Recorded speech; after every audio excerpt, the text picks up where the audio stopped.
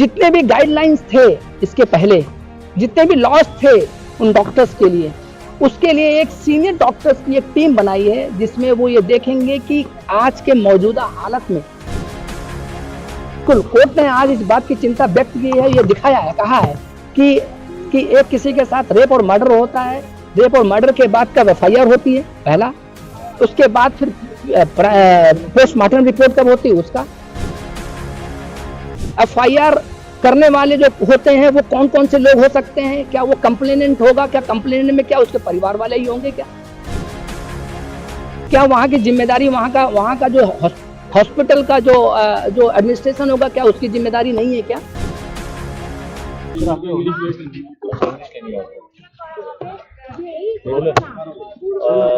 Sir आज सुनवाई हुई है, एक अहम सुनवाई हुई है और स्पेशल टास्क फोर्स बनाने की जो बात है वो सुप्रीम कोर्ट की तरफ से की गई। कितने मेंबर्स की ये टास्क फोर्स? देखिए, नेशनल टास्क फोर्स जो बनाया है कोर्ट ने एक बहुत बड़ा काम किया है। मुझे लगता है कि बहुत बड़ा रिलीफ होगा उन डॉक्टर्स के लिए, उन इंटर्न्स के लिए, उन पैरामेडिकल्स के लिए, वहाँ के स्टाफ के लिए, नर्स के लिए, कि जितने भी गाइडलाइंस थे इसके पहले, जितने भी लॉस थे उन डॉक्टर्स के लिए, उसके लिए एक सीनियर डॉक्टर्स की एक टीम बनाई है जिसमें वो ये देखेंगे कि आज के मौजूदा हालत में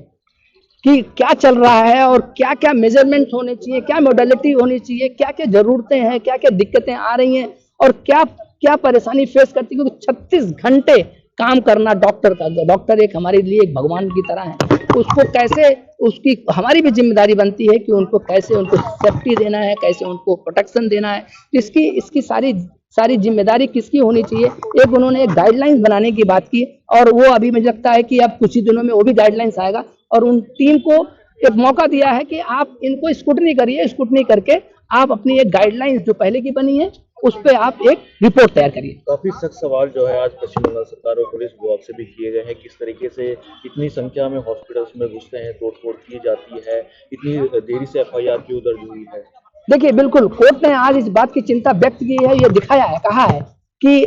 एक किसी के साथ रेप और मर्डर होता है, रेप और मर्डर के बाद कब एफआईआर होती है पहला, उसके बाद फिर पोस्टमार्टम रिपोर्ट कब होती है उसका, एफआईआर करने वाले जो होते हैं वो कौन कौन से लोग हो सकते हैं, क्या वो कंप्लेनेंट होगा, क्या कंप्लेनेंट में क्या उसके परिवार वाले ही होंगे, क्या वहाँ की जिम्मेदारी वहाँ का जो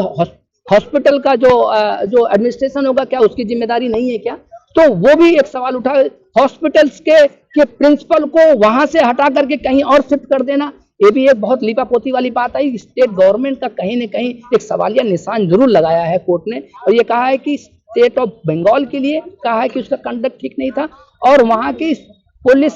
कोलकाता पुलिस का कंडक्ट ठीक नहीं था, इसके लिए भी उन्होंने बड़ी चिंता व्यक्त की है और इसके लिए तभी उन्होंने कहा है कि सीआईएसएफ वालों को उन्होंने उसको डिप्यूट कर दिया कि उनके प्रोटेक्शन के लिए उनके जो रेजिडेंट्स के लोग हैं, जो वहाँ पे डॉक्टर्स हैं और नर्सेज हैं और हॉस्पिटल के आसपास के जितने भी लोग हैं वहाँ पे उनकी सेफ्टी के लिए सीबीआई रिपोर्ट तलब करने के लिए गुरुवार तक का टाइम दिया है। सीबीआई को कहा है कि सीबीआई, अब देखिए सीबीआई का रोल अभी भी, देखिए सीबीआई इन्वेस्टिगेशन कर रही है, बट सीबीआई अब क्योंकि सुप्रीम कोर्ट अब मॉनिटर कर रही है, तो सुप्रीम कोर्ट का मॉनिटर करने का मतलब हुआ कि इस मैटर को बहुत seriously supreme court of India में चीफ जस्टिस ऑफ इंडिया ने लिया है। तो आप कह सकते हैं कि अब कोई लीपापोती नहीं होगी। सीबीआई की भी एक बहुत प्राइम ड्यूटी बनती है, उसकी जिम्मेदारी बनती है कि टाइम रहते वो अपनी इन्वेस्टिगेशन कंप्लीट करे और एक ट्रांसपेरेंसी होनी चाहिए कि वो लोगों को जेल के अंदर भेजे, पीछे भेजे, जेल की सलाखों में भेजे जो लोग रियल में इसके पीछे जिम्मेदार हैं, जो रेप करने वाले थे, जो मर्डर करने वाले थे उनको, जो उनको बचाने वाले थे उनको, जो वहां के जो एडमिनिस्ट्रेशन, जो लॉ एंड ऑर्डर मेंटेन नहीं हो रहा था वो कौन कौन से लोग हैं उनको, इन सबको अब